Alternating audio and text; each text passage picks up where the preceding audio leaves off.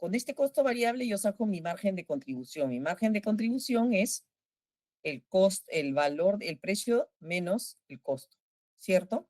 Y es esto. Luego tengo acá 12, que son la cantidad, y esa es la proporción, ¿no? Acá es la proporción. Ujú. Entonces, en la proporción tengo 12. Entonces, lo que hago ahora es, tengo que poner por porcentaje, ¿cierto? Sí. Acá he sacado 1 de 12, 3 de 12, etcétera, para que me Ujú. salve el 100% y el 100% corresponde a esto. Entonces, ahora para sacar mi punto de equilibrio, yo digo costo fijo 3.500 y acá lo que hago es multiplico, ¿no es cierto? El margen de contribución del producto 1 por el porcentaje más el margen de contribución del segundo por el porcentaje y así sucesivamente. Y entonces me sale 0.9116 No, dividido entre 3.500, me sale 3.900, ahí, me sale Profesora, 3.900, sí, disculpe, ¿repetiría por favor cuál lo multiplicado? No, no lo vi. sí, claro que sí, por supuesto.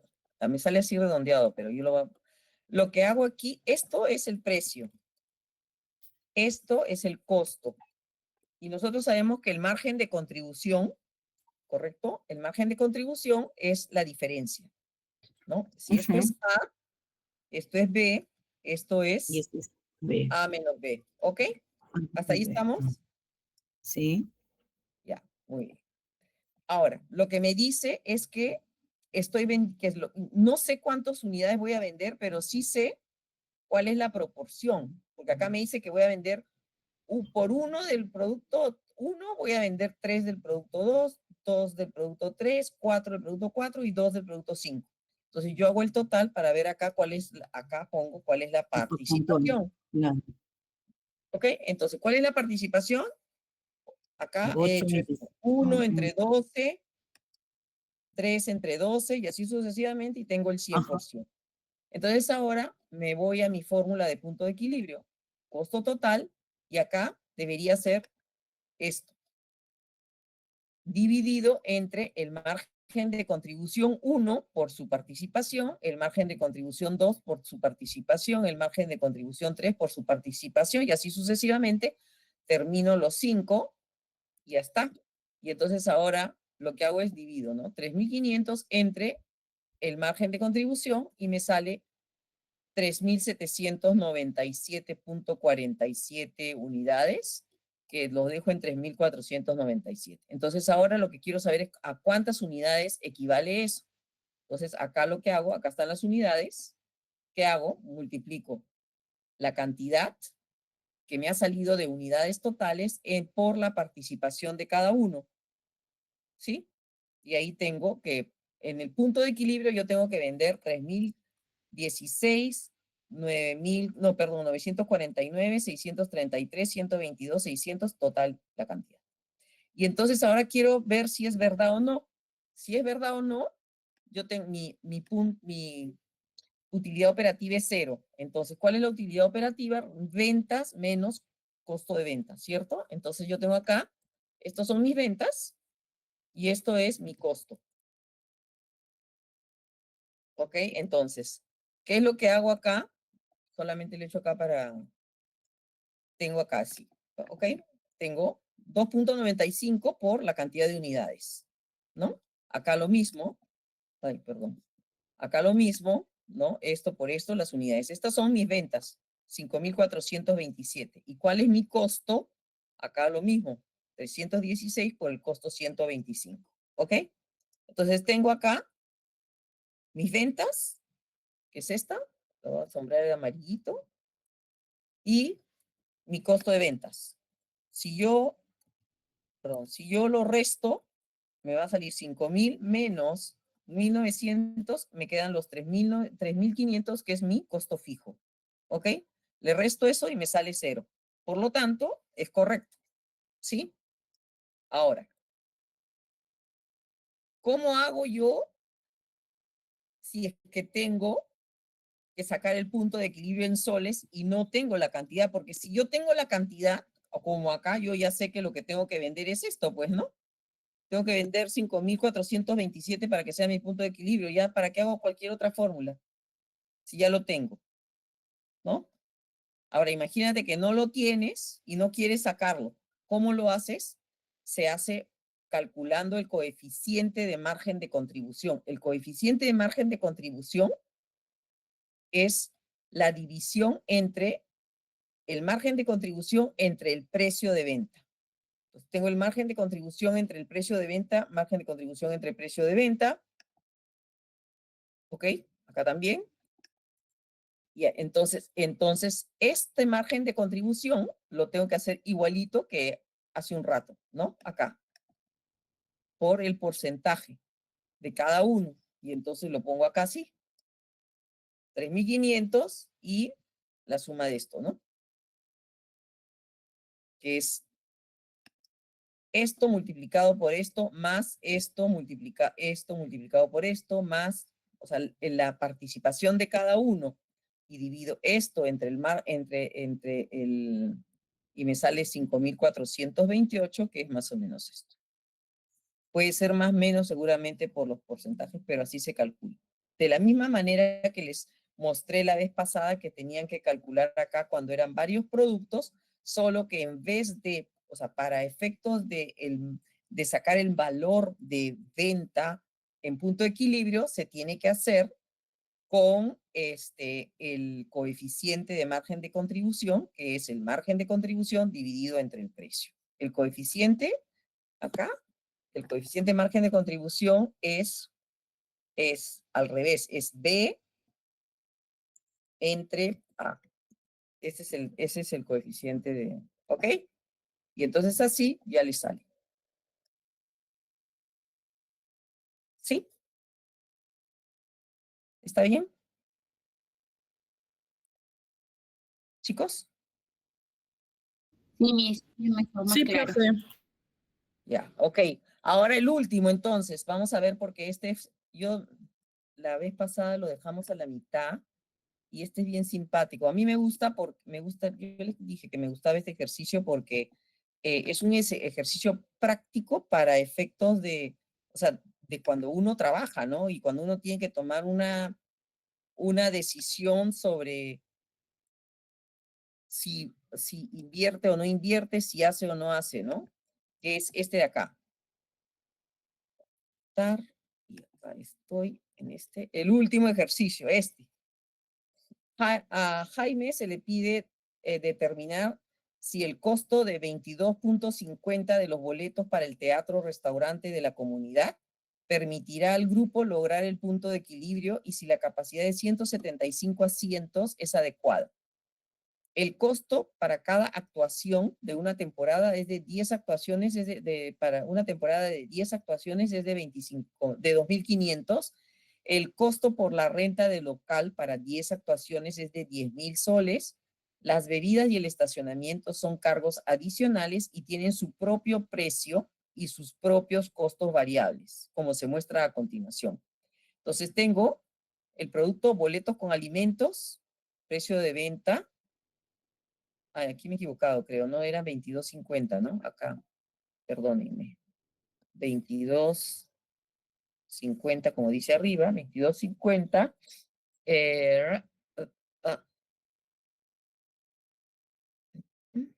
22.50. Y el costo variable, ¿cuánto era? Ya me mareé. He copiado mal el ejercicio. No está bien porque sería 22.50 menos los 10, ¿no, No, profesora? es Porque ya así. está, ahí se incluido bebidas y Ya, estacionamiento. ok, está bien. Ya, acá está. Ya, porque aquí tenemos, el boleto con alimentos cuesta 22.50 y el costo variable es 10.50. Las ventas estimadas, 175, ¿no? Que es lo que dice que quiere saber si con 175 tiene. Las bebidas cuestan $5 y el costo es 1.75. Y también estima que va a vender 175, o sea, una por persona. Y luego el estacionamiento cuesta $5, el costo es $2, pero considera que solamente va a vender 10 estacionamientos. ¿Ok? Entonces, ¿cómo calculo esto? Se lo voy a poner acá atrás, ¿ya? Para ya poder hacer un poco de teoría de lo que dice. Acá tengo mi cuadrito. Precio de venta, 22.50. Costo variable, 10.50, 1.75 y $2. Margen de contribución, estoy restando 22.50 menos 10.50, 12 soles. Bebidas, $5 menos 1.75 me da 3.25. Y el estacionamiento son 5 soles o $5 menos 2, tengo 3. Este es mi margen de contribución. Ahora tengo que calcular mi coeficiente de margen de contribución, que es 12 entre 22.50, y eso me da 0.53. Acá es el margen de contribución, 3.25, entre el precio, que es 5, y me da 0.65. Y en este es 3 entre 5, que me da 0.60. Luego voy a ver cuál es la participación. ¿Cómo calculo la participación? La participación la calculo sumando esto, ¿no? Sumo esto de acá, que son 750, 200, 300 y 450, y pongo 450, o sea, 175 entre 450, y me va a dar 39%. Que acá y acá son 175, y esto de acá, que es menos, que solamente son 200, son 200 estacionamientos entre 450, me da 22%. ¿Sí? Y entonces después voy a multiplicar el 0.53 por 39%, me da 0.2067. El coeficiente de contribución por la participación me da 0.2535. Y el coeficiente de margen de contribución de este, que es 0.60 por 22%, me da esto. Entonces la suma de esto es 0.5922. Entonces acá tengo mis costos fijos, tengo costo por cada actuación, son 2.500 soles o dólares. La temporada son 10 actuaciones, por lo tanto mi costo fijo inicial son 25.000, costo fijo 1. Y luego me dice que la renta de local son 10 actuaciones, por lo tanto, por 10 son 10.000, por 10 actuaciones son 10.000, es mi segundo costo fijo. Por lo tanto, mi total de costo fijo es 35.000.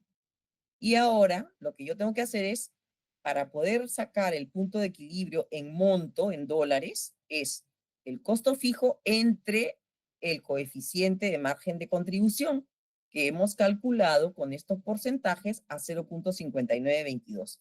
Entonces tengo que el punto de equilibrio en soles es 35.000 entre 0.5922 y me sale 59.322. Vamos a ponerle esto para que no se confunda. Voy a quitarle estos dos ceros, ¿ok? Ahora, ¿cuáles son los ingresos diarios? Los ingresos diarios son 5.312. ¿Cómo calculé 5.312? Bien fácil.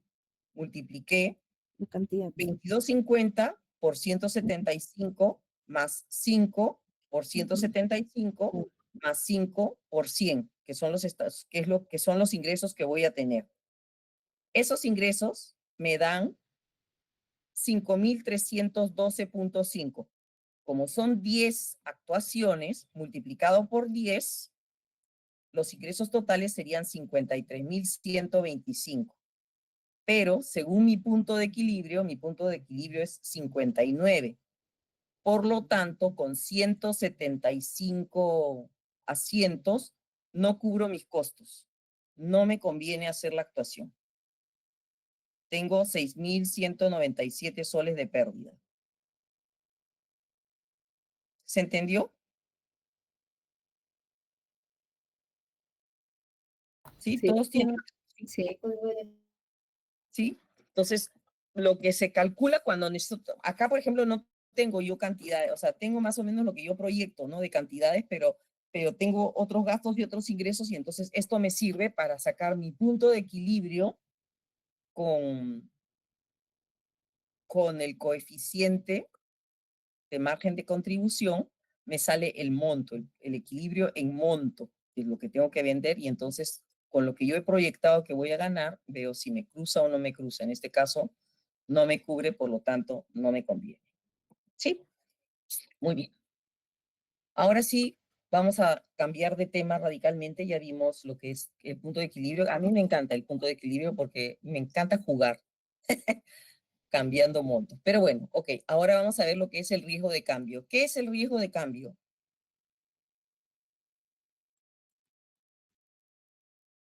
¿Alguien tiene alguna idea de riesgo de cambio que pueda compartir? ¿No? Bueno, básicamente, como dice Adler y Dumas, el riesgo cambiario es un concepto relacionado con la desviación de lo previsto en la tasa de cambio de la moneda, en una moneda, ¿no? O sea, uno tiene previsto una cosa y de repente ese valor que tiene como cambio no se da para más o para menos, porque depende si uno está importando o exportando, y entonces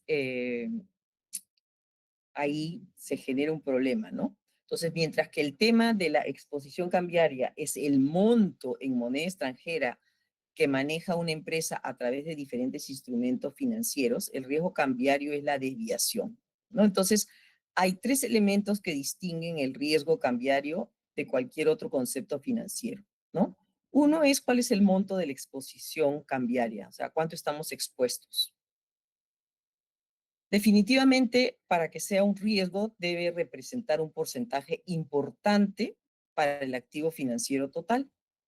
Y tercero, la medición debe ser realizada con unas técnicas especializadas, eh, ¿no? Para poder, y todo debe ser cubierto por esos mecanismos, ¿no? O sea, se tiene que hacer un análisis. Entonces, ¿qué tanto afecta y de qué manera se puede compensar esto? Entonces, cuando nosotros hacemos costos para dar precios internacionales, ¿no? Para el comercio internacional, es realmente un factor importante, ¿no? Porque de alguna manera necesitamos ver la forma de poder diversificar el portafolio de inversiones y ver de qué manera podemos cubrir esa incertidumbre, ¿no? Hay algunos instrumentos que se utilizan, como por ejemplo los forward, ¿no? Los futuros, ¿no? Los futuros, pero definitivamente la incertidumbre en la determinación de la incertidumbre en torno a los precios de la exportación e importación, el valor de las reservas internacionales y las posiciones abiertas de moneda extranjera y el valor en moneda nacional de los pagos de la deuda y las remesas a los trabajadores es lo que puede afectar, ¿no? Se afecta, o sea, todos esos movimientos. Parece mentira, pero no sé si ustedes se acuerdan cuando han habido temas de tipo de cambio, de que de repente no se va a autorizar las remesas o que sube. Dicen, no hay mucho movimiento de dinero por remesas, ¿no? Por gente, por ejemplo, que vive fuera y que envía dinero a sus familiares acá o viceversa, ¿no? Entonces, todo eso mueve el sistema y eso de alguna manera puede afectar el nivel del comercio, ¿no? Entonces, eso puede obviamente ocasionar pérdidas o en algunos casos también ganancias, ¿no? Imagínense ahora cuánta gente debe haber perdido dinero porque cuando hubo el cambio de gobierno y la gente se asustó con Castillo, la gente se refugió en el dólar, ¿no? Y llegó, creo, a costar hasta 3.80. Y ahora está, el otro día vi en el banco que le estaban pagando, creo, 3.56 y estaban vendiendo a 3.60, o sea, 20 centavos. 20 centavos no suena mucho, pero si son volúmenes grandes, suena y suena bastante, ¿no? Es bastante.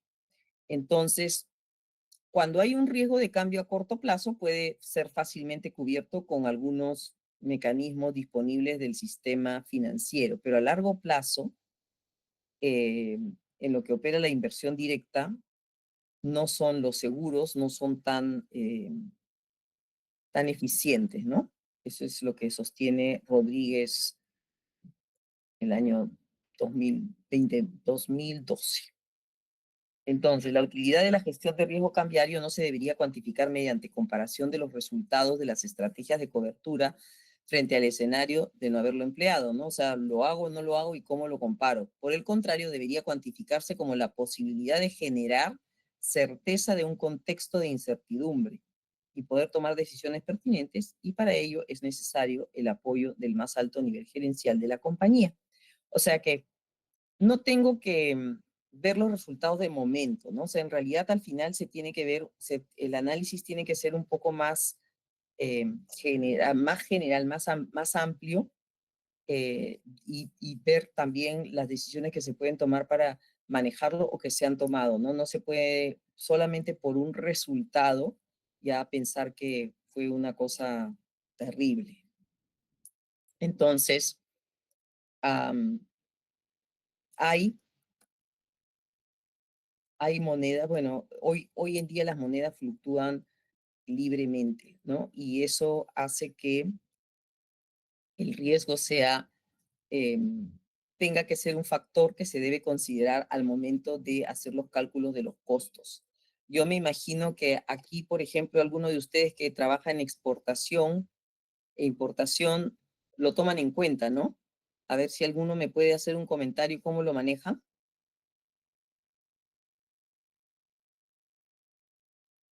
¿O no? Buenas Sí, noches, Miss. Sí, en sí. el tema de exportación es lo que, bueno, para todo lo que son las compras con la moneda local se trata de sacar con el menor costo, ¿no? Por ejemplo, le ponemos a 3.58, hacemos el cambio para poder llevar a nuestro costo de la materia prima, pues que salga mayor el costo del dólar, para poder cubrirnos también, porque vamos a cobrar en dólares. Tenemos que poner al menor cambio posible para que salga más dólares para poder cobrarle al cliente. Claro, ahora pues con el bajón del dólar ya no es tan atractivo, ¿no? O sea, las personas que calcularon sobre un dólar caro, ahora están recibiendo dólares y el tipo de cambio pues están perdiendo bastante, ¿no? Exacto, exacto. Por eso a veces nosotros calculamos de verdad con 3.58 para sacar el tipo de cambio, ¿no? Para nuestros costos.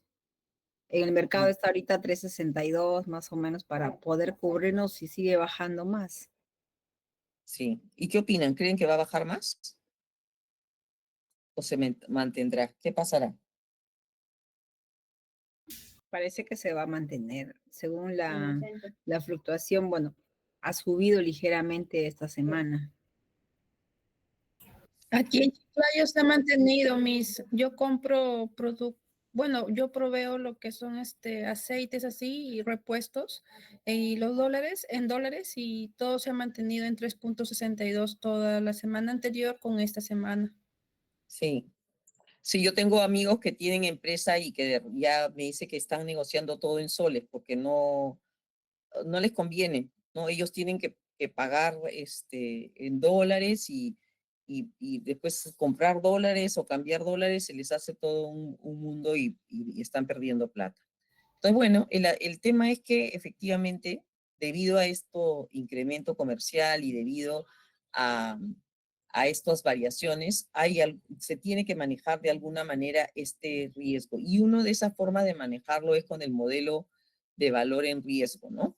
Que es un método para evaluar o medir el riesgo.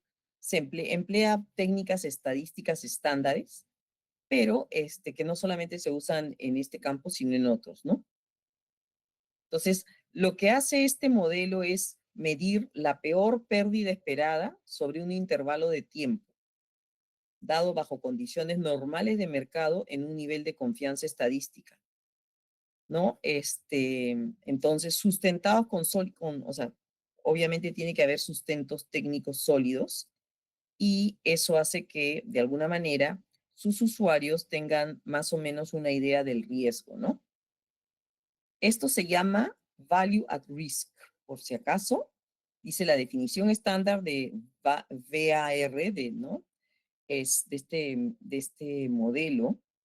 Es la misma que emplea el JP Morgan, ese banco grande americano, que inicialmente fue el que sistematizó y ofreció esta herramienta al mercado en 1994, a través de lo que se llamaba las métricas de riesgo, ¿no?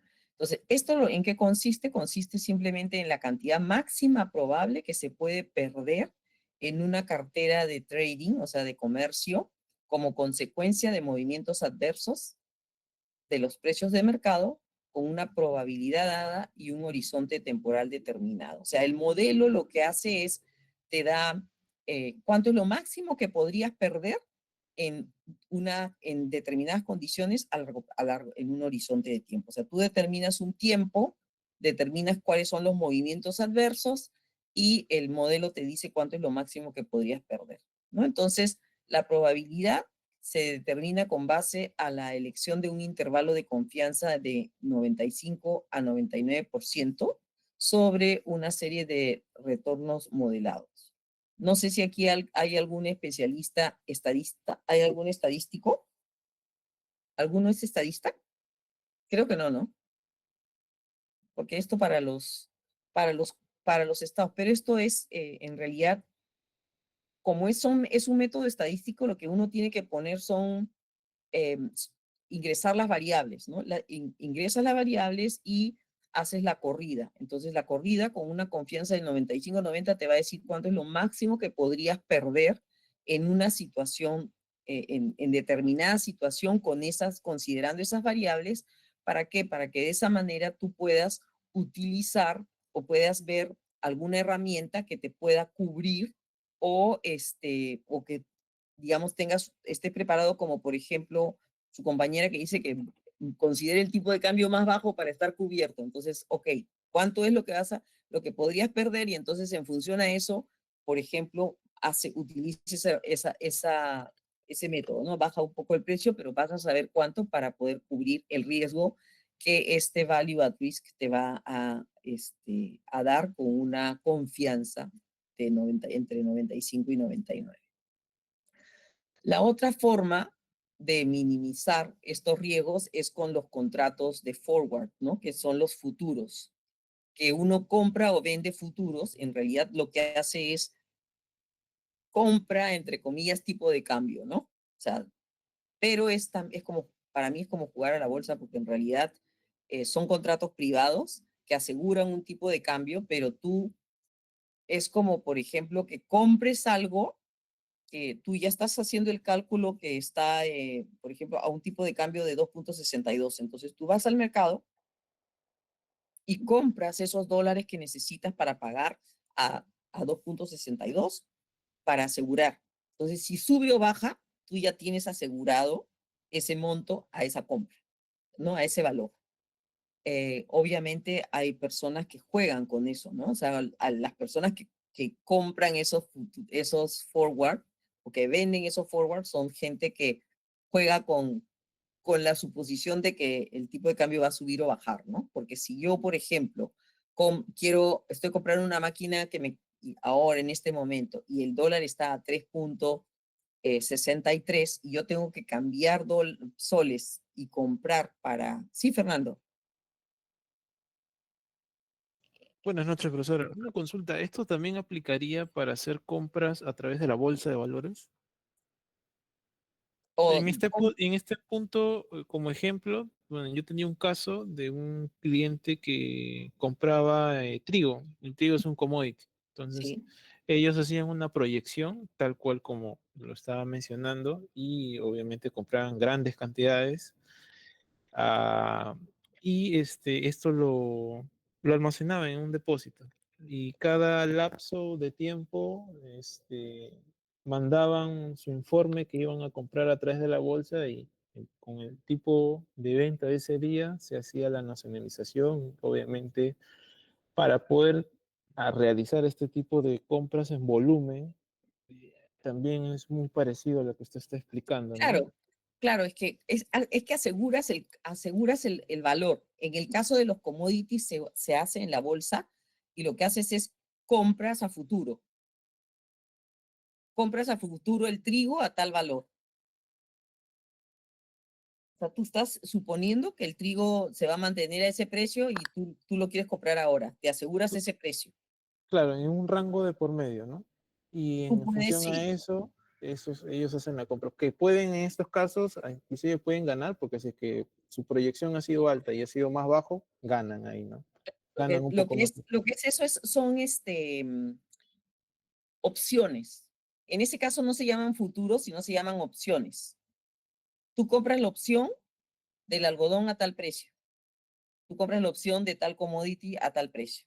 Entonces, eso te asegura. Puedes ganar o puedes perder. La ventaja es que si tú quieres antes del vencimiento, puedes vender tu futuro, ¿no? Y parece mentira, pero hay gente que compra, porque yo hasta ahora no entiendo muy bien, ¿no? O sea, tienes que saber jugar, porque obviamente a mí me conviene asegurarme, si yo he comprado una máquina y sé que voy a tener que comprar dólares para pagar la máquina, entonces sí me conviene asegurarme el costo, ¿no? Y decir, bueno, estoy suponiendo que el dólar va a subir, así que mejor compro un futuro a este monto y me aseguro lo que yo he calculado que voy a pagar, ¿cierto? Correcto. Y hay otra persona que piensa que el dólar va a bajar y entonces te compra eso, te vende eso. Entonces, por ejemplo, los que han comprado ahora, ¿no? Han comprado futuros a 3.80 porque pensaron que de repente el dólar iba a subir. Ok, tú lo has manejado, o sea, tu riesgo lo has manejado en el sentido de que te has cubierto con lo que tenías presupuestado, pero has perdido plata, ¿no? Has perdido plata en el sentido porque si no hubieras hecho eso hoy en este momento podrías comprarlo más barato el dólar, ¿no? Pero por lo menos, cuando tú hiciste tu presupuesto e hiciste todos tus cálculos, te aseguraste de que no fuera a variar el precio de lo que tú estabas comprando en ese momento, ¿no? Entonces, eso es básicamente cómo funciona, ¿no? Es un acuerdo para la entrega de una divisa, producto o instrumento financiero a un precio determinado en un momento cuya entrega y liquidación se realizará en una fecha futura. O sea, estás asegurando un valor. Estos contratos de forward son muy parecidos a los contratos de futuro. La diferencia consiste en que los forward son contratos privados, es decir, extrabursátiles, entre dos instituciones financieras o entre una institución financiera y uno de sus clientes, ¿no? Esos son los forward. Mientras que los contratos a futuro sí son contratos que se compran como las opciones que pueden ser en bolsa de valores, ¿no? Un contrato forward de tipo de cambio es el contrato entre una corporación y un banco comercial para cambiar una divisa por otra a un tipo de cambio específico, ¿no? El tipo de cambio forward en una fecha futura. Es básicamente para asegurar. Entonces, esa es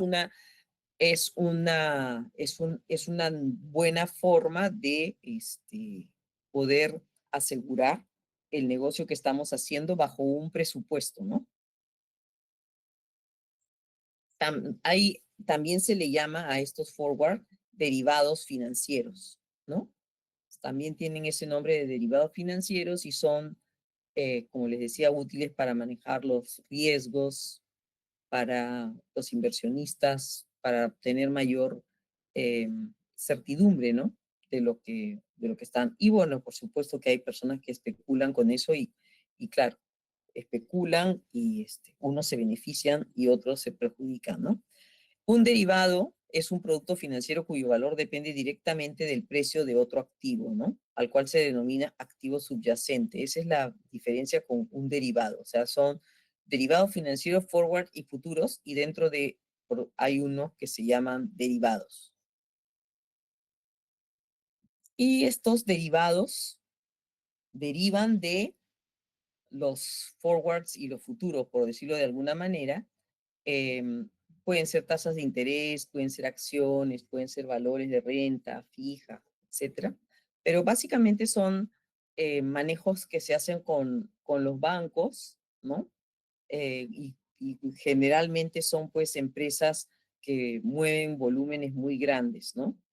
Porque una empresa pequeña podría comprar un forward, pero ya más derivados, futuros, un poco más complicados y un poco más difícil, ¿no? Que se hagan. Entonces, el forward sí es la operación para reducir el riesgo, como les dije, y el acceso desde un día a un horizonte mayor, dependiendo de la institución financiera que te da pues un lapso, ¿no? Entonces a veces uno tiene deudas a largo plazo, tiene negocios que son inversiones, etcétera, que necesitas asegurar los tipos de cambio y eso te permite pues planificarte mejor, regular un poco tu liquidez, ver cómo va a estar. Y como les digo, pues siempre tienes opción de vender el contrato, de renegociarlo, etcétera. Entonces, hay dos modalidades de forward. Por entrega física, un delivery forward y otro es por compensación, non-delivery forward. Por entrega física, se da el intercambio físico de las monedas, es decir, en el momento que vence el forward, tú recibes el dinero de acuerdo a la operación cambiaria que hayas hecho. Y por compensación, se da al final del periodo, simple y llanamente no te dan todo el dinero, sino solamente el diferencial, ¿no? El diferencial que te corresponde. Y generalmente trabajan pues con el tipo de cambio que establece la Superintendencia de Banca y Seguros.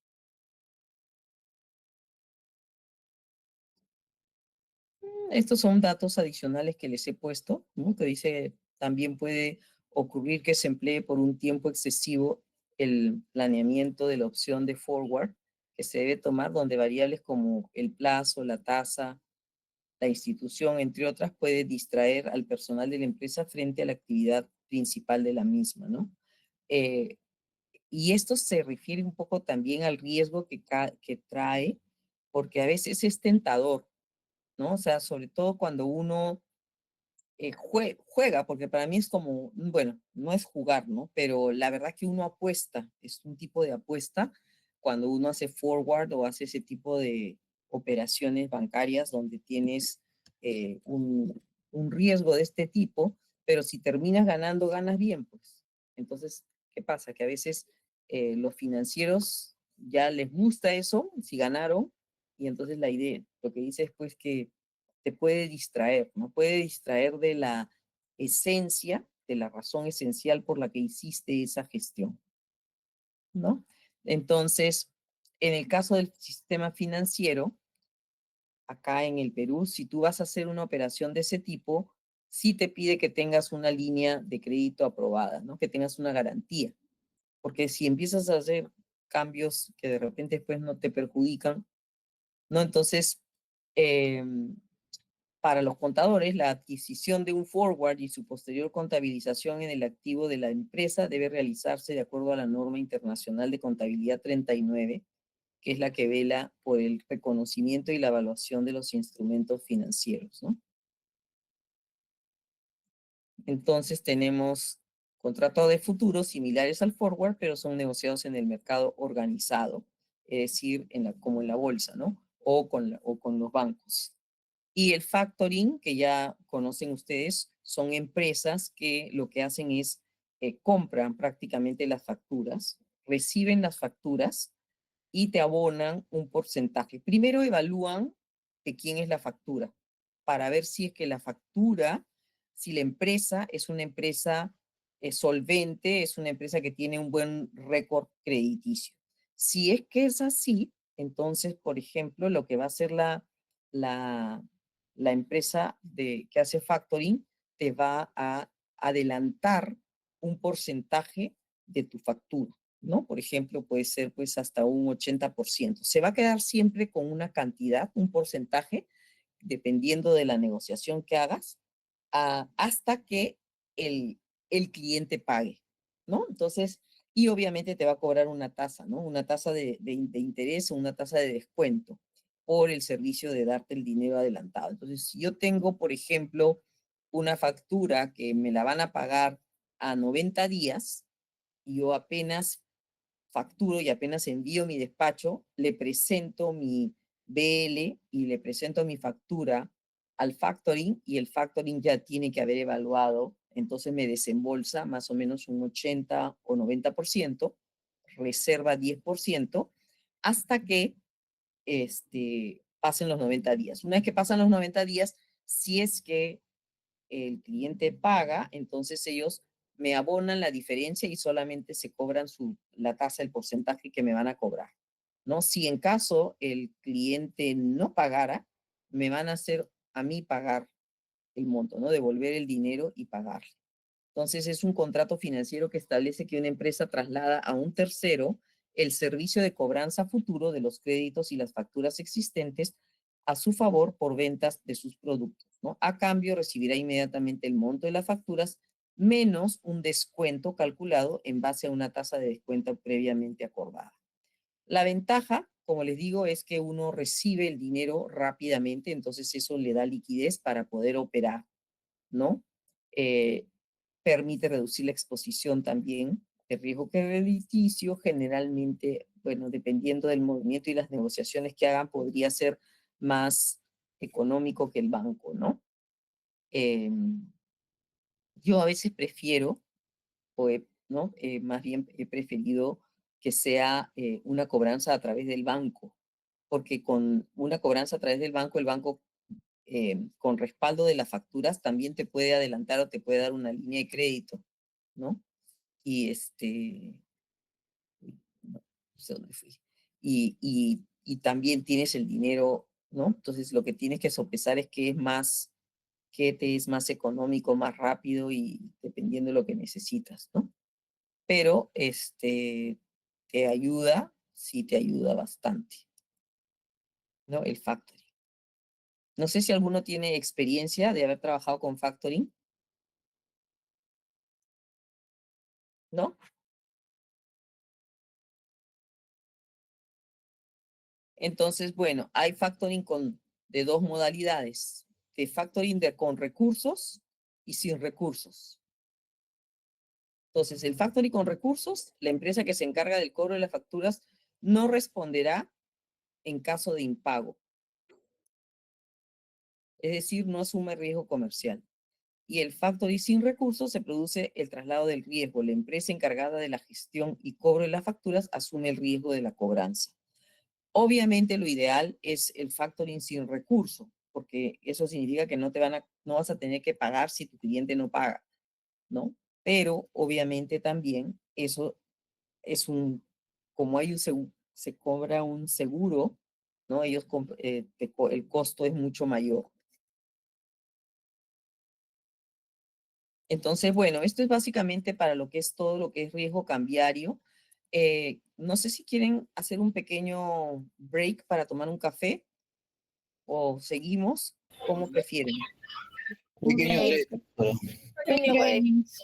Perfecto, entonces son las 8:50, si les parece a las 9:05, 15 minutos para Está bien. prepararnos un rico café. Está bien, Listo. profesor. Sí. Perfecto, voy a poner acá entonces para acordarme. Y después no me acuerdo qué hora dije y me sigo de largo.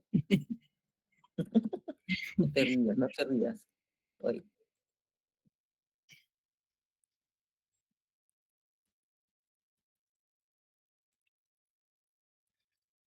Listo. Voy a servir mi café. Gracias.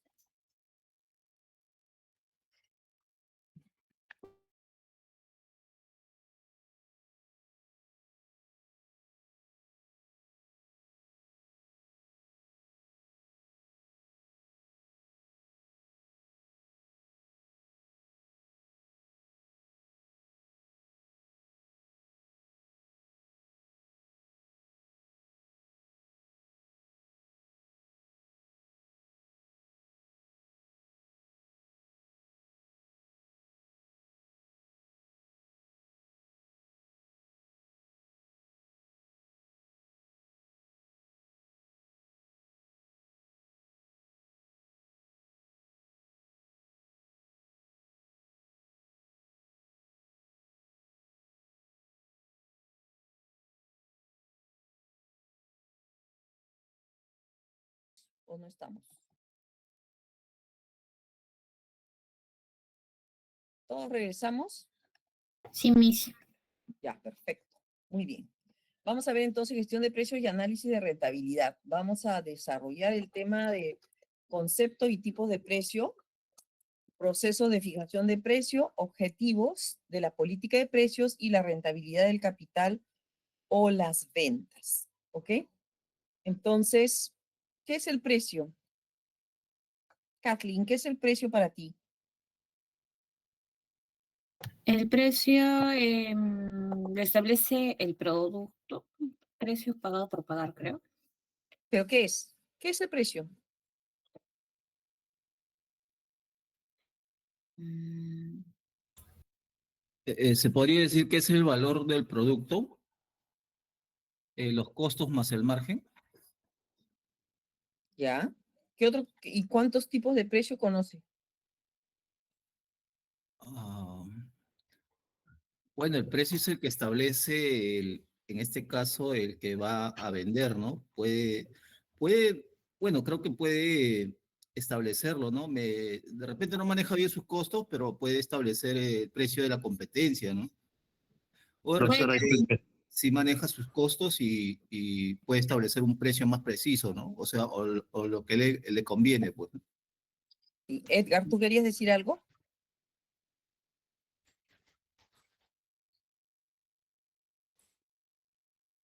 Ujú.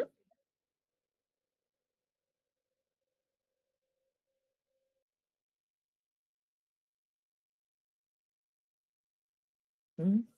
Freddy, ¿tú querías decir algo?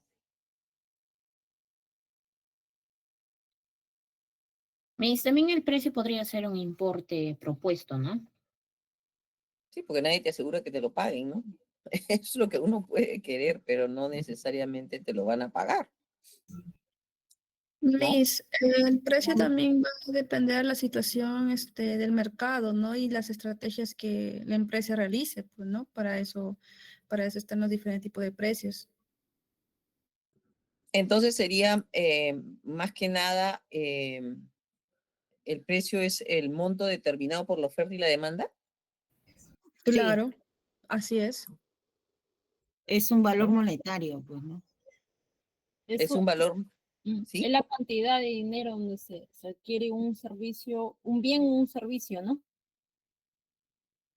De un Sí, hay, producto, ¿no? sí, hay varias definiciones, ¿no? ¿Qué entendemos uno? Por eso siempre es bueno, en todo caso, primero hacer un preámbulo de conceptos para ver. El precio puede definirse como la cantidad de dinero, como saben, también cabe la posibilidad de utilizar productos o servicios, ¿cierto? Que el comprador intercambia productos y o servicios recibidos por el vendedor. Ese es el precio. Kotler, ¿no? El famoso Kotler lo considera en un sentido limitado como una cantidad de dinero que se cobra por un producto o servicio y en un sentido amplio como la suma de todos los valores que intercambian los consumidores por beneficios de tener un producto o servicio o de utilizarlo, ¿no? O sea, lo que uno está dispuesto, no dispuesto, pero lo que uno paga por tener un servicio o un producto, eso es el precio, ¿sí? No es lo que ofrece uno, porque uno puede ofrecer o puede, uno llama precios diferentes, ¿no? Como estaban diciendo ahí, precio de promoción, precio, pero en realidad es lo que, el precio es lo que el consumidor paga, ¿no? Entonces, existen algunos tipos de precios, ¿no? Vamos a ponerlos por orden alfabético. El precio conjunto, que se deriva de la práctica de ofrecer dos o más productos juntos y o servicios, ¿no? O sea, por ejemplo, un kit, ¿no? Precio conjunto. El precio corriente o el habitual, que es el precio fijo que no varía a corto y mediano plazo, que durante el periodo de vigencia el precio corriente puede cambiar los atributos del producto, ¿no? Puede cambiar la calidad, puede cambiar la cantidad, pero no el precio. ¿Qué es lo que ha pasado, por ejemplo? No sé si ustedes se han dado cuenta, pero con las bolsas, con las botellas de aceite y con las bolsas de menestras, ¿no? Los precios no variaron, pero sí la cantidad. O variaron muy poco, pero la cantidad sí, ¿no? Porque ya no vienen de a kilo. ¿Se han dado cuenta o no se han dado cuenta? Sí, sí, No, doctora, sí, es cierto. 300 Sí. gramos. Y por ejemplo, Profesora, 150 gramos. 700, todo viene, o sea, ya no es medio, antes era medio kilo, ahora es 450 gramos. 450. Antes, El, así el es. panetón, profesor. El manetón ya viene desinflado, ya no, Eso fue Ya no, no una es, ya no es de estrategia. kilo. sí, Con La estrategia leche, profesora, misma. ya no es de 1 litro, es 900 mililitros. Todo. Entonces, eso es un precio corriente o habitual. Entonces, claro, es una estrategia porque la gente dice, no ha subido, pero no se da cuenta que está teniendo menos, ¿no? En fin, el precio de coste se refiere a todo lo que ha costado de un producto, la presentación de un servicio o un bien, un grupo de productos o de prestaciones y servicios en el estadio final de producción, ¿no? El precio de coste. El precio de coste también, por ejemplo, como decíamos, no sé si les comenté a ustedes, cuando nosotros importamos algo, por ejemplo, que traigamos una máquina, ¿no? Y tenemos que ensamblarla, tenemos que acomodarla, habilitarla, etcétera. Todo eso es el precio de coste, ¿no? No es solamente lo que le pago al que me la vendió en el exterior, sino todo lo que involucra hasta tenerla lista y habilitada, ¿no? Los precios finales son el precio más bajo o más alto de los establecidos para una línea de producto, así se llama. Entonces, en una línea de producto, el más alto precio que puedo poner o el más alto son los precios finales, ¿no? Ya los de liquidación. Después hay precio de línea de producto. Cuando nosotros tenemos una línea de productos y queremos poner más o menos, dependiendo de la caracterización del producto, tenemos unos rangos de precios, precio de línea de productos. O sea, toda la línea está más o menos en unos rangos, ¿no? Precio de origen es el precio del producto en el momento de su fabricación. Lo que hay que pagar por el producto a pie de fábrica, sin incluir costo de transporte, sin incluir márgenes de intermediarios ni nada. Simplemente diremos que el precio de origen es como el export, ¿no? Que es simple y llanamente listo para. Y el precio político, ¿habían oído el precio político? Es el precio pagado por un producto o servicio que es inferior al costo, lo que se justifica porque además de satisfacer una necesidad individual del comprador, también permite satisfacer una necesidad colectiva, ¿no? Siendo ponderantemente la necesidad privada y por tanto la conveniencia de no alterar el equilibrio de la empresa que comercializa el producto o servicio. En otro sentido, se entiende por el precio político el que va encaminado a conseguir una determinada política de la empresa, ¿no? Por ejemplo, fomentar hogares con teléfono. Entonces, para poder fomentar eso, se le da un precio a veces por debajo para poder jalar clientes, ¿no? Los teléfonos hacen eso, las compañías de teléfono hacen eso, dan un precio político.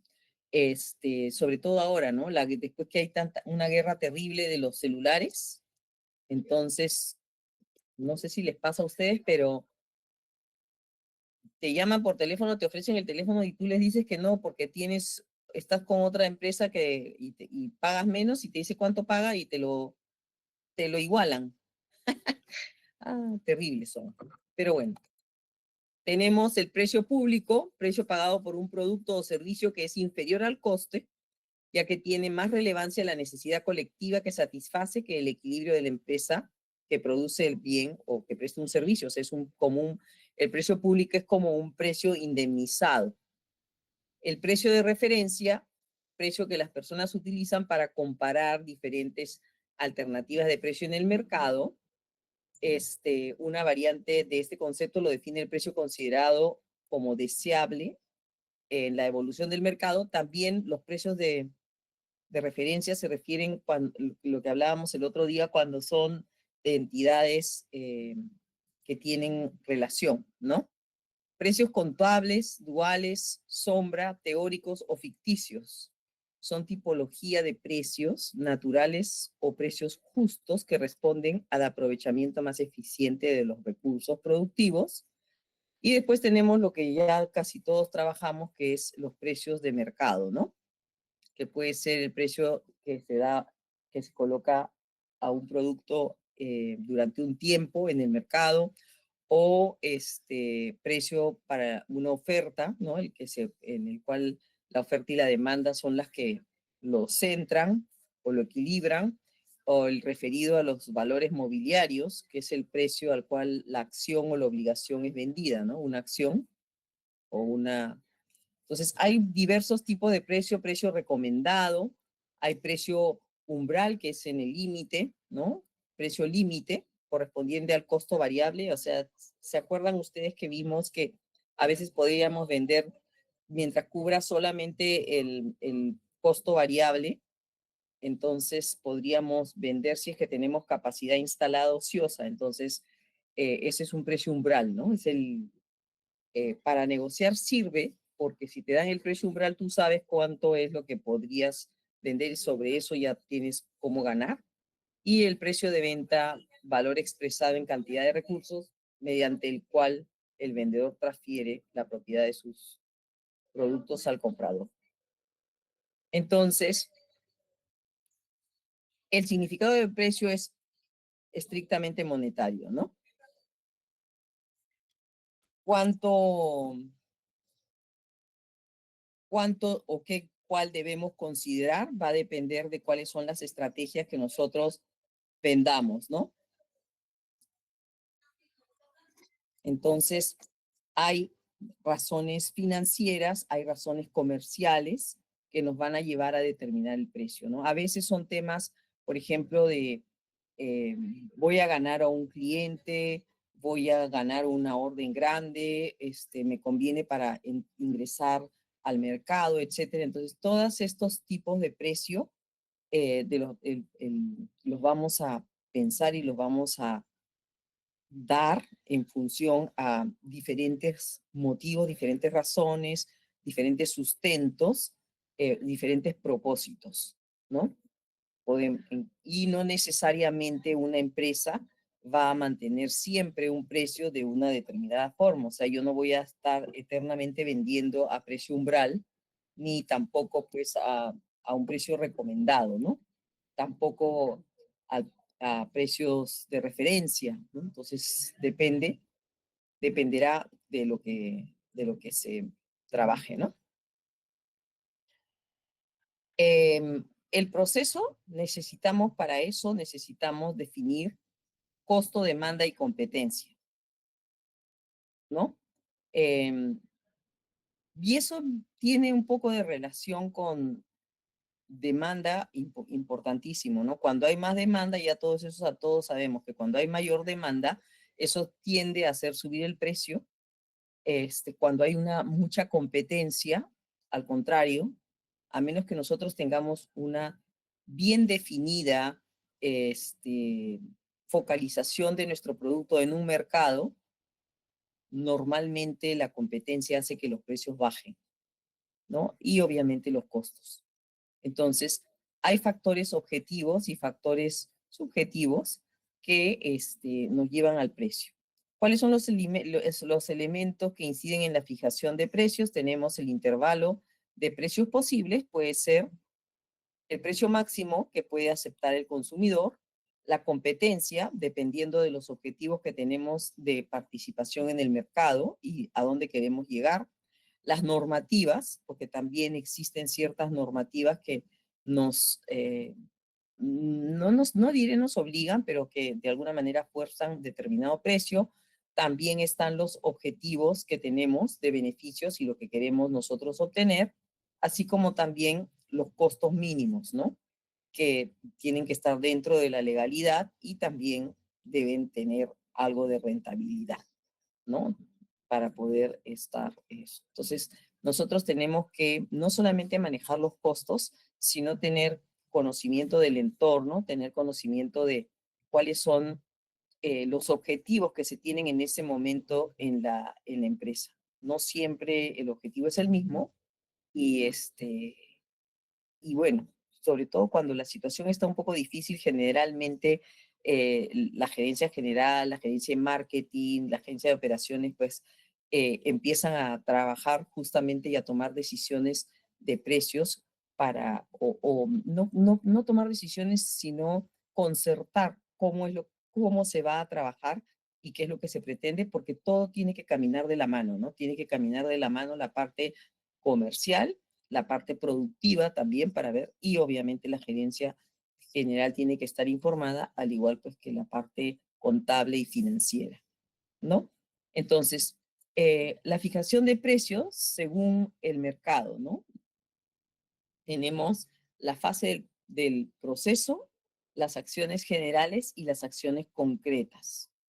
¿Cuál es la fase, por ejemplo? ¿Cuál será la reacción del mercado frente al precio? Entonces, para eso, ¿qué es lo que tengo que hacer?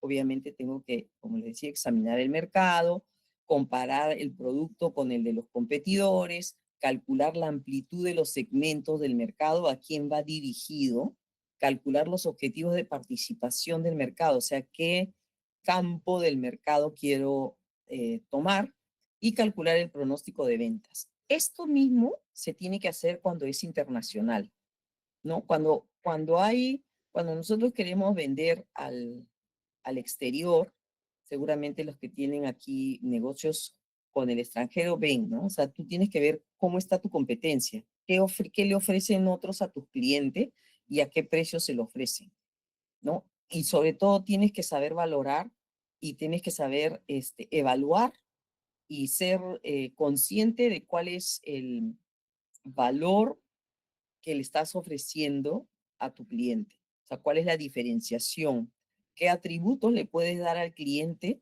que tu competidor no tiene para que pueda diferenciar el precio. Porque si no tienes nada especial, entonces tienes que ceñirte mucho a los precios del resto, ¿no? ¿Qué mercado, qué segmento del mercado vas a ir? Es bien importante porque obviamente un segmento más exclusivo acepta o puede mantener o aceptar un precio mayor. ¿Cuáles son los objetivos de participación? Qué tanto de porcentaje del mercado quieres captar y quieres tener, ¿no? Para poder saber qué tipo de estrategias vas a utilizar. Y luego acciones concretas. Hay que hacer una investigación más detallada. Hay que ver la característica y los servicios y las aplicaciones que tiene tu producto. Tenemos que ver cuáles son los ingresos y los volúmenes de venta según la estacionalidad que podríamos tener y cuáles son los precios, ingresos y qué unidades o cuántas unidades y si se puede o no se puede otorgar descuento y hasta cuánto se puede obtener de descuento. Entonces, la primera es general, ¿no? Y lo segundo ya es más concreto en función a lo que realmente queremos, ¿no? Después tenemos la fase de los objetivos y los planes, ¿no? Ya tenemos las acciones generales, tenemos que establecer cuáles son los beneficios y tenemos que desarrollar los planes para alcanzar los objetivos que queremos. Entonces ahí sí ya tenemos que calcular cifras totales, relación con los ingresos, relación con el capital total empleado, cuál va a ser la rentabilidad, el ROE, cómo va a ser la comercialización, las ventas, la distribución, qué tipo de promoción tendríamos que hacer,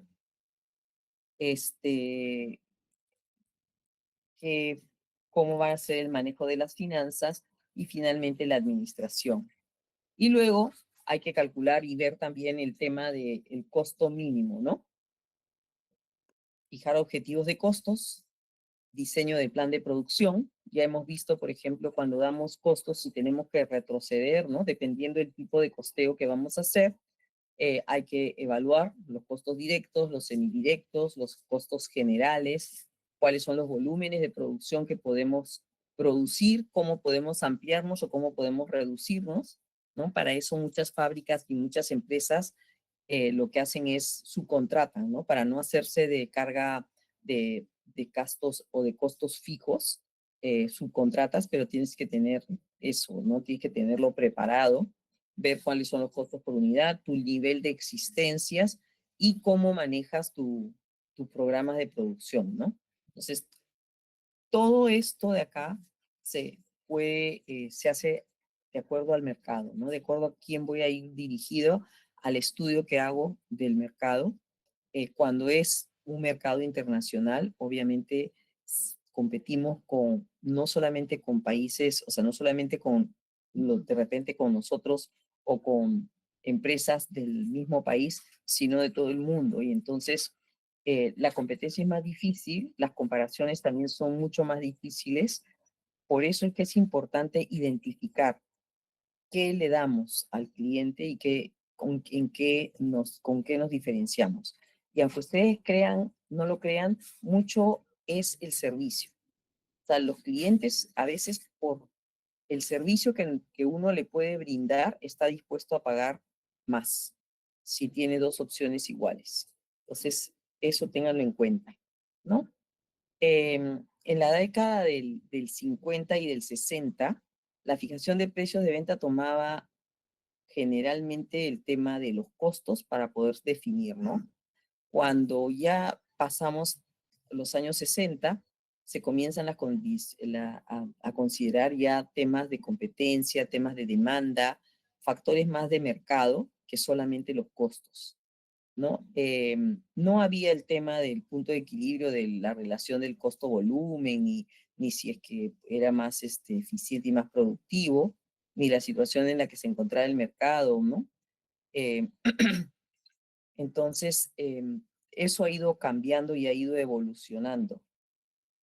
Sobre todo ahora, por ejemplo, que la gente tiene la posibilidad de abrir una página web y ver y comparar, ¿no? O sea, hay mucha gente, o sea, que cuando quiere comprar algo, yo no sé si ustedes lo hacen, pero empieza y ve todas las opciones y las tiene ahí nomás, ¿no? O sea, se pone a comparar los precios de una tienda, de otra tienda, de otra tienda, las características, y todo lo tiene a la mano. No es como antes, ¿no? Entonces, si bien ya no solamente se considera el tema de costos, también hay que tener presente que los precios están limitados por factores internos y factores externos, ¿no? En el tema de los factores internos, son los que dependen básicamente de la compañía, ¿no? Las tecnologías que uno aplica, el grado de conocimiento, el grado de innovación que tiene, la experiencia, ¿no? Todo eso define, o sea, define su eficiencia, define su producción y obviamente influye muchísimo en los costos. En el caso de los externos, sí son temas que no dependen mucho de la propia empresa, ¿no? Pero que definitivamente no les permite el manejo y limita de alguna manera la decisión de a qué precio vamos a vender, ¿no? Escapan del control en, por ejemplo, demanda, reacción de competidores, ¿no? Yo no sé si les conté, eh, había una Corporación Rey, por ejemplo. Corporación Rey ha tenido muchísimos años prácticamente el monopolio de los cierres. Y después empezó a hacer etiquetas. Entonces, hace ya, bueno, hace varios años, ¿no? Ya, sí, hace bastantes, más o menos años.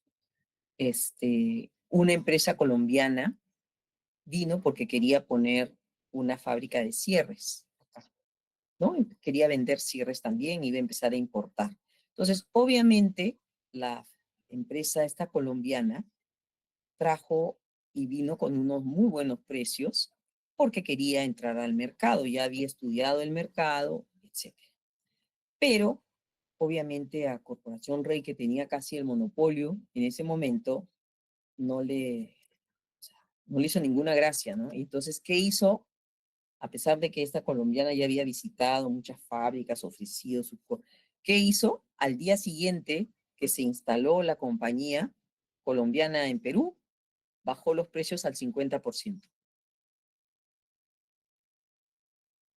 Prácticamente quebró a la empresa colombiana porque nadie le compraba, tuvo que rematar los cierres y salió disparada, se fueron los colombianos. Entonces, eso también te hace ver que no solamente, o sea, uno tiene que ver sus posibilidades y también ver estrategias de cómo acceder a un nuevo mercado y viendo también quién está atrás, ¿no? ¿Quién más hay? Eso fue fuerte, ¿no? Porque la empresa había invertido y justo, miren, después que se instaló, le bajó los precios y se tiró al piso con los precios de la fábrica. Y bueno, consiguió su objetivo, tenía la espalda para hacerlo por un tiempo y ya después se empezó probablemente a nivelar, ¿no? Pero no le permitió entrar al mercado. Entonces, para la fijación de precio, los factores tradicionales, como vemos, los costos, la demanda y la competencia, ¿no? Factores generales, costos, ya hemos visto bastante de costos, el mercado, creo que ustedes lo conocen, con todo lo que es el marketing y con todo lo que es análisis de mercado, etcétera, ¿no? La industria. Luego están las características de la oferta que realiza la empresa, qué tipo de producto, qué tipo de distribución hace, qué precios ofrece, ¿no? Cuáles son las otras variables de marketing que también influyen, ¿no? Porque una buena campaña de marketing, pues, hace que las personas aspiren a tener ese producto y que estén dispuestas a pagar más, ¿no? También hay circunstancias particulares de la empresa o tecnología, ¿no? ¿Qué tipo de tecnología? Puedes dar el mismo servicio, pero de repente con una buena tecnología eres más rápido, eres más eficiente y eso también tiene un valor, ¿no? El entorno, la información. Entonces, todos esos son elementos que se consideran al momento de dar el precio, aparte de lo que podría ser el costo, ¿no? Entonces, hay factores generales y concretos, ya hemos visto costos y circunstancias particulares de la empresa, dentro de los costos, los elementos concretos, las estructuras que tenemos, el costo fijo, el costo variable, la interdependencia que tenemos entre los costos, la identificación diferenciada de los tipos de costos, la evolución de los costos a futuro que tenemos, las proyecciones que podemos hacer de los costos. También tenemos que considerar la posibilidad de economías de escala cuando vamos a poner un precio, ¿no? Los costos pueden bajar si es que tenemos economía de escala y los costos de los competidores. Y luego tenemos las circunstancias particulares, que son el objetivo global que tenga la empresa, cuántos mercados tiene, por ejemplo, cautivos o a dónde quiere ingresar, cuáles son, quiénes son los responsables de la toma de decisiones de precio, cuál es la reputación de la marca, del producto, qué tan conocido es el producto en el mercado, cuál es la cuota de mercado que tiene, el grado que tiene, de la relación que tiene la empresa con el público, ¿no? O sea, qué tanto reconoce la empresa, perdón, el público a la marca, a la empresa, qué tanto cariño tiene, ¿no? Es como la Inca Kola, por ejemplo, ¿no? Que eh, de repente puede subir el precio, pero para la gente la Inca Kola, por ejemplo, cuando su chifa o su pollo a la brasa, no sé, pero es algo clásico, ¿no? No lo va a cambiar. Entonces, hay una identificación con el producto y eso también es importante evaluarlo para poner el precio. Tecnologías, ¿no? ¿Cuáles son las tecnologías predominantes? ¿Cuál es el proceso y el progreso técnico? ¿Qué tipo de tecnología está aplicando la empresa? ¿Cómo está cambiándola cada cuánto tiempo? ¿Cuáles son los mecanismos que tiene la compañía em, para atender el mercado, ¿no? Para adaptarse a los cambios que tiene el mercado. También cuáles son los cambios en las regulaciones que podría haber con los productos, ¿no? Por ejemplo, ese tema que puso el gobierno con los octógonos, ¿no? Que de alguna manera los octógonos, yo pienso que han afectado, ¿no? Porque mucha gente que antes no pensaba en el azúcar que comía, que ingería, o que si las grasas, etcétera, ahora teniendo ese letrero definitivamente le alerta y puede hacer que desista de la compra, ¿no? Y luego tenemos también otro factor importante que debemos considerar es la información, ¿no? Toda la información a la que podamos acceder, información que nosotros podemos tener del mercado y que nosotros podemos dar y transmitir al mercado, ¿no? A los consumidores. información de costos, de demanda, información, análisis de la industria, de conocer, por ejemplo, los avances tecnológicos. O sea, nosotros debemos tratar de estar siempre súper bien informados de todo lo que acontece alrededor de nuestro negocio, ¿no? Para poder adelantarnos y tomar buenas decisiones. Y bueno, tenemos el mercado, que es otro factor general, donde tenemos por un lado la competencia y por otro lado tenemos la demanda, ¿no? En lo que es la competencia tenemos que ver cuántos competidores tenemos, cuál es el tamaño de estos competidores, qué formas de competencia tenemos que afrontar, cuál es la elasticidad cruzada con los productos de los competidores, qué barreras de entradas existen o no, los riesgos de guerras de precio, la competencia prevista y futura, que es lo que les estaba hablando, ¿no? Por ejemplo, con el caso este de Rey.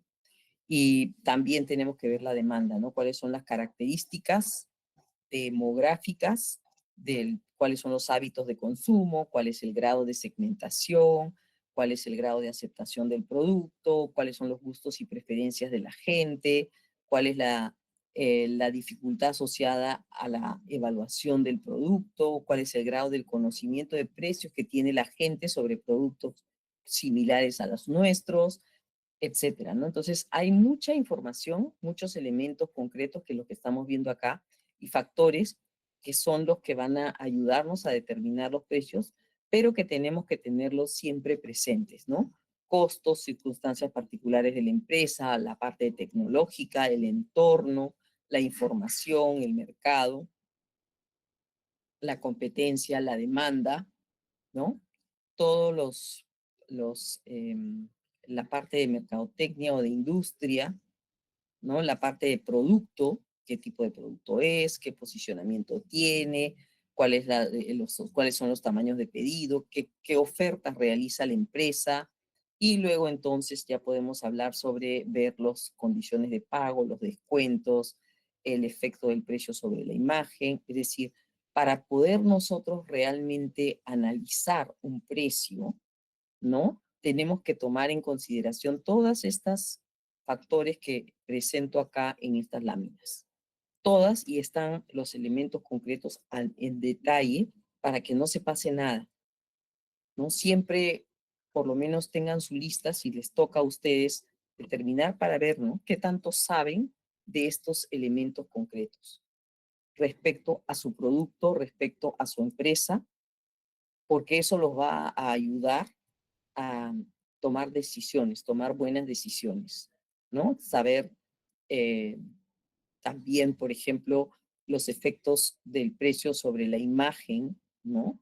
Hay empresas a las que la gente dice, pues, estos son unos, ¿no? Uno dice, estos son unos abusivos, son unos usureros, o les encanta cobrar el precio que son, los precios son carísimos. A veces encuentras cosas baratas, pero ya la gente tiene la imagen de la marca que es cara, ¿no? Y todo eso se tiene que conocer, se tiene que saber. También, por ejemplo, cómo incide el tema de la distribución en el precio, ¿no? Ahora se puso muy de moda, seguramente ustedes han oído el tema de la última milla, ¿no? ¿Cuánto es el costo real de la última milla, del despacharle a la puerta del cliente? Y bueno, el resto de las variables de marketing, ¿no? Entonces, vamos a quedarnos acá porque hoy día ha sido prácticamente un monólogo. Hoy día han hablado poquito, no sé por qué están así. Deben estar un poco cansados.